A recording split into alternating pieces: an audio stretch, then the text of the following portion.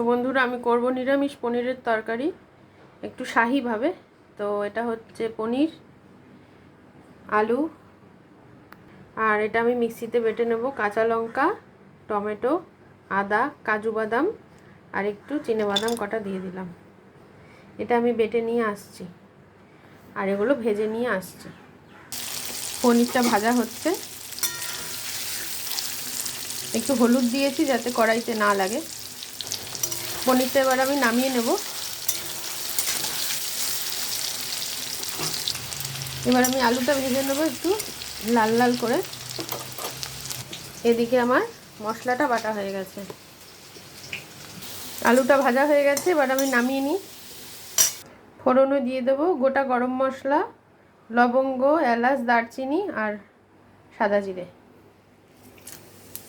এবার আমি মশলাটা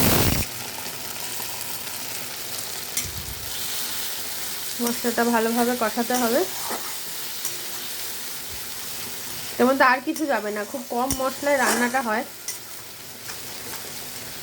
কিন্তু খেতে দারুণ লাগে। আর আমি হলুদ দেবো না, যেটুকু আমি ওই প্রথমে দিয়েছিলাম পনির আর আলুর সঙ্গে সেটুকুই, আর এই সর্ষের তেলে যেটুকু কালার আসবে।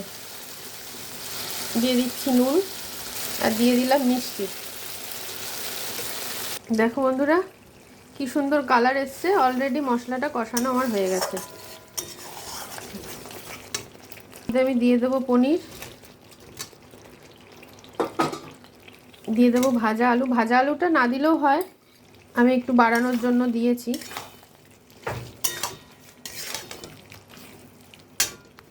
এর মধ্যে আমি দিয়ে দিচ্ছি শাহি গরম মশলা। এমনিই দেখতে ভালো হয়েছে, ঝোল হিসাবে একটু দুধ দিয়ে দেবো। কাঁচা দুধ না, আমি জাল দিয়েছি।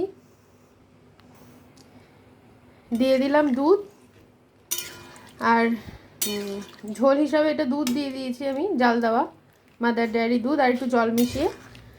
এটা ফুটলে আমি ঘি দিয়ে নামাবো, যেহেতু শাহি পনির। আর 10-12টা আমি কিশমিশ দিয়ে দিয়েছিলাম, মুখে পড়লে ভালো লাগবে। এটা অ্যাকচুয়ালি লুচি পরোটা দিয়েই ভালো লাগে। তাই একটু ফুটুক, আমি নামানোর সময় আবার আসছি।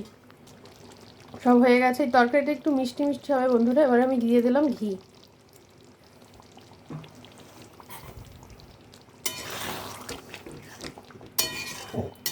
এটা 5 মিনিট না 3 মিনিট একটু স্ট্যান্ডিং টাইমে দেবো, দেন আমি এটাকে নামিয়ে নেব।